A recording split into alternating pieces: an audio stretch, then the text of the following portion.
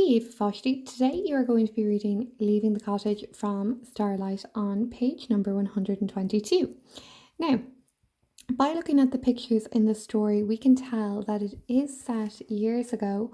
They don't look like a very rich family. We can see that their house, the curtains are torn. There doesn't seem to be a lot in it. And we can see it's definitely set years ago from these pictures here. Okay, now what we're going to do is we're going to go read through the book, story even. I want you all to look up any words you don't understand. And this story is set in the famine in Ireland, so during the years 1845 and 1852. So I have given you some websites and I would like you all to research some information on the famine and write down your facts. So this classic story is set in Ireland during the famine, 1845 until 1852. Many people are dying of hunger and disease. Eily and her brother Michael and sister Peggy are left alone. They wait for days, but their mother does not return. If she doesn't come back soon, the landlord's assistant Tom Daly has told the children they will have to leave their home. They'll be made go to the workhouse, where conditions are very harsh and the children will be separated. The thoughts fill Eli with dread. Now, we have already read about the workhouse and what the conditions were like in the workhouse, Michael's workhouse diary. So you can only imagine how she must feel right now. The next day, every hour dragged. None of them had the heart for anything. At midday, Tom Daly called to the cottage. "There's no sign, Eli, is there?" he questioned. She shook her head dumbly. "You know what it means. Ger will never stand for 3 children having a cottage to themselves. You probably haven't enough food for more than a few days anyway. Then what's to become of you? The workhouse isn't the worst. These are terrible times. I've seen some awful sights.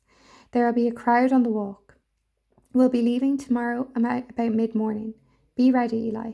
I'm sorry, but there's no other way," he finished. As soon as he left, Eli ran into the cottage and flung herself on the bed. Tears flooded her face and she could hardly breathe, as wave after wave of misery washed over her. Peggy and Michael stood watching her, round-eyed and terrified to see their big sister lose control. Sensing their fear, she tried to calm herself. Mother and father must both be dead. The awful thought pounded in Eli's head. They would never forget about us unless the worst had happened, she thought. She must hide it from the others. They must have hope.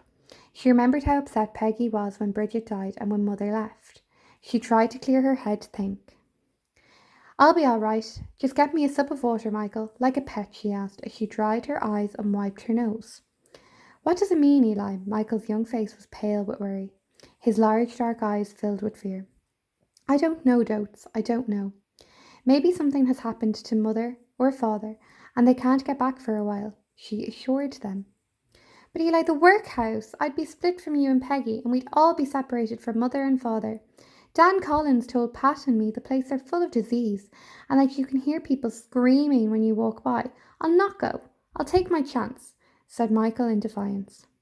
"If Michael's not going, I'll not go," copied Peggy, her face solemn as she reached for her brother's hand. Now don't forget, I want you all to be looking up these words, okay? Eli could feel her heart heavy. "But where will we go then? We can't stay here."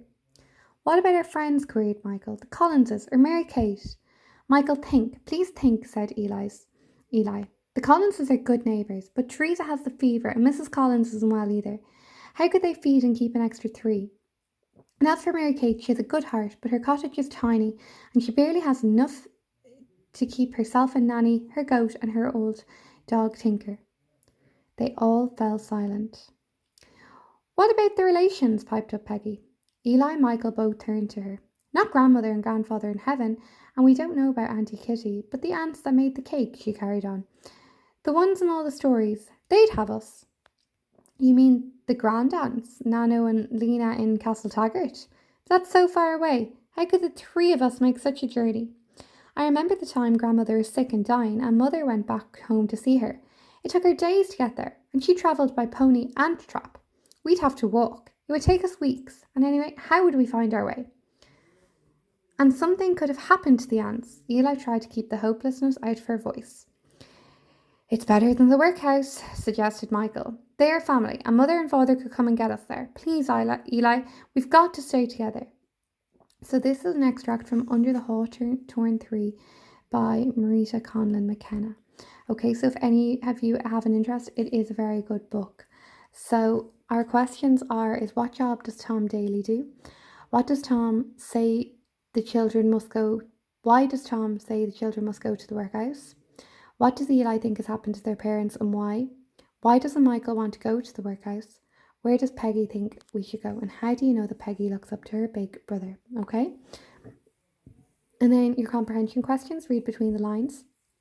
Why does Tom Daly give the news to Eli and not the others? Why does she feel she mustn't cry in front of the others? Why do you think the children want to stay together? How does Eli know it's a long walk to Castle Taggart? And do you agree with Eli or Michael's point of view and why?